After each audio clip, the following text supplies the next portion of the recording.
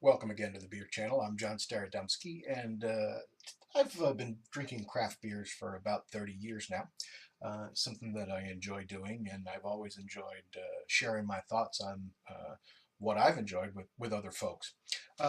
And that doesn't just pertain to, I have my website, brewguru.com, where I like to post written reviews. I wrote for the Yankee Brew News for several years when I lived in Rhode Island, and of course I do the occasional YouTube video.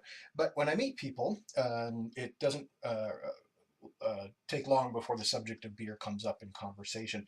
And throughout my career as a brew guru, if you will, I'm often asked the question, which beer is your favorite? And of course, you probably get asked that question a lot too. And maybe you give the same answer that I do, that with so many wonderful beers out there today, um, it's really not possible to pick one. I've pretty much narrowed it down to a favorite style, which is, for me, it's double box. But I would have to say that if I were to draw up a short list of some of my very favorite beers, one of the ones that would be at the top of the list would be Guinness for an Extra Stout. And this is a beer that I first tried early in the 90s. It was then a beer that you can't or you couldn't get in the United States. So that the fact that it was so rare made it all the more desirable. There are people that live on the East Coast back in the 80s will tell you the same thing about Coors, that they thought it was a fantastic beer because they couldn't get it. Well, unlike Coors, which was just a run-of-the-mill beer that just happened to be hard to find, this one is worth seeking out. Guinness for an Extra Stout certainly is extra. It's extra flavorful, extra strong, at least compared to the rest of the Guinness line, and it's really worth looking for. So again, I couldn't get it, nobody could, but a friend of mine who happened to be a brewer in West Warwick, Rhode Island, took a trip down to Jamaica where you could get for an extra stout, and he brought it back, and I was hooked from that day. Um, the sample that I got then was the original Irish brewed stuff that was exported to various markets. And so that beer, about 7.5% alcohol by volume, became a holy grail. Couldn't get it for the longest time until I want to say about 2007, 2008, and a coworker who actually was from Jamaica here, and this was after I'd moved to Atlanta. Um, she would bring me back. She would take a trip to Jamaica now and again, and she would bring me back Guinness for an extra stout. Well, it was delightful. It wasn't the same thing that I was getting or that I had first tried, because this version was actually brewed in Jamaica, not in Ireland. It wasn't imported, but it was contract brewed by Desnos and Geddes, famous for their Dragon Stout. It was a very good beer. It was to me not quite as tasty as the real Irish stuff, but and it was also a little bit less potent at 6.5% alcohol by volume.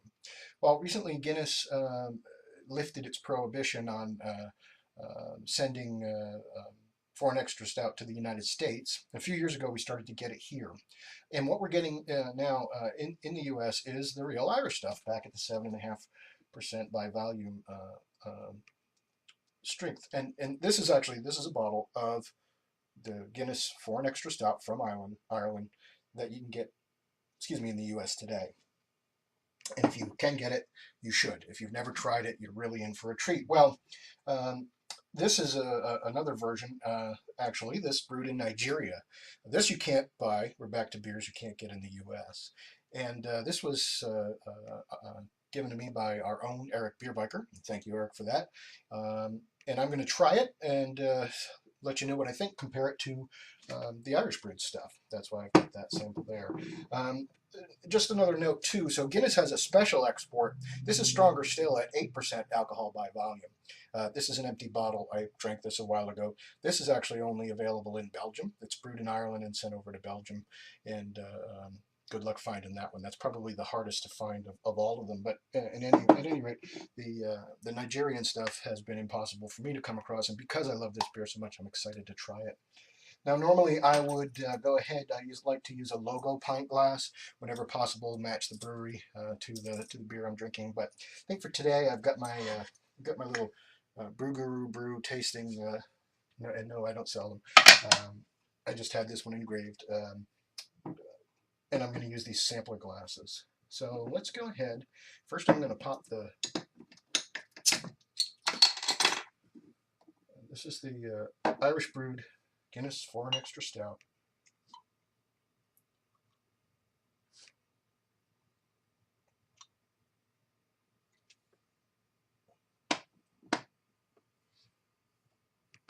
Put that there.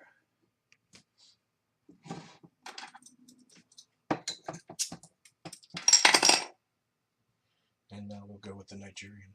And of course, I'm more familiar with the Irish brewed stuff, so I'm going to take a sip of this one first.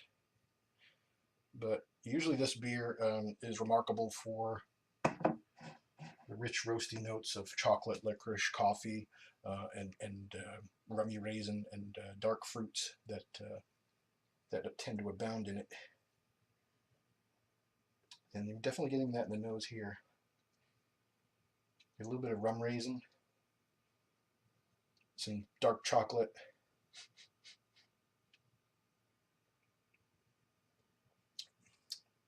There you go. More of that luscious dark fruitiness.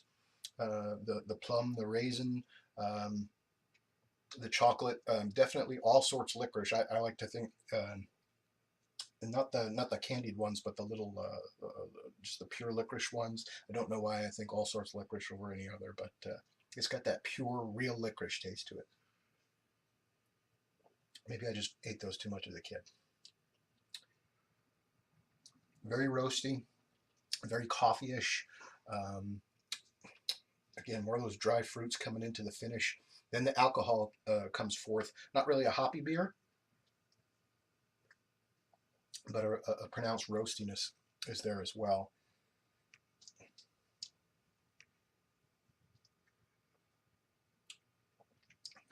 Yeah, that's really good. I mean, I don't see a lot of difference between the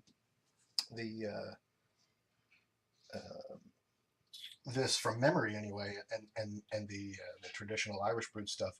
And I should have got a glass of water here, so why don't you give me a moment and I'll do just that. I'm going to go grab a glass of water to cleanse the palate and try the Irish stuff in comparison. Be right back.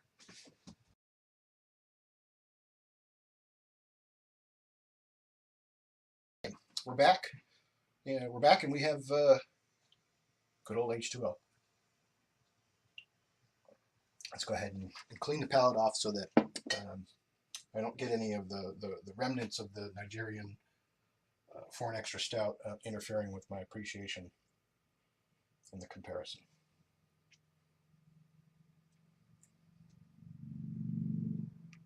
So I think in the nose there's not that much difference. Maybe a little bit more of those dark fruits though. This one has a little bit more robust nose to it. Yeah, and I think I get a little bit more chocolate. There's a little bit more chocolate in the palate on this one, but all the other elements are there. The definitely the roasted malt, the chocolate, almost to the coffee to the espresso point. It's the licorice, I think, in the dark fruits that really distinguish this for me, and of course the alcohol warmth in the finish. But they're both 7.5%, so that's not much different. But I think I get a little bit more roasty bitterness at the finish of the Irish brewed stuff, almost more like a Guinness. Well, maybe a little closer to the special export than the Nigerian brewed version is. But these are both good. I mean, you can't go wrong with either of these.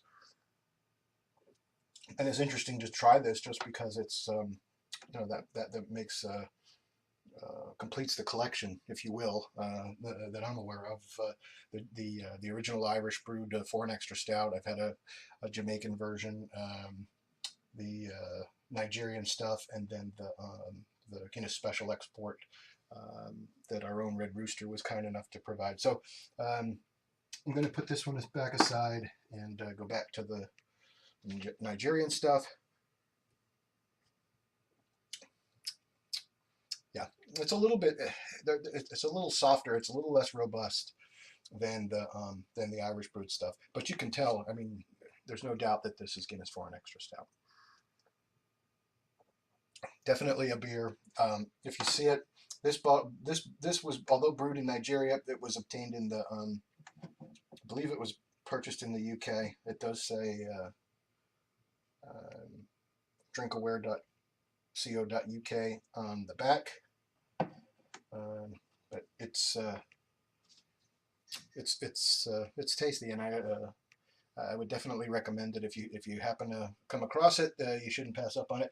If you can't get the Nigerian stuff, um, by all means, this is an excellent beer. And anytime you come across Guinness Foreign Extra Stout, you're in for a treat.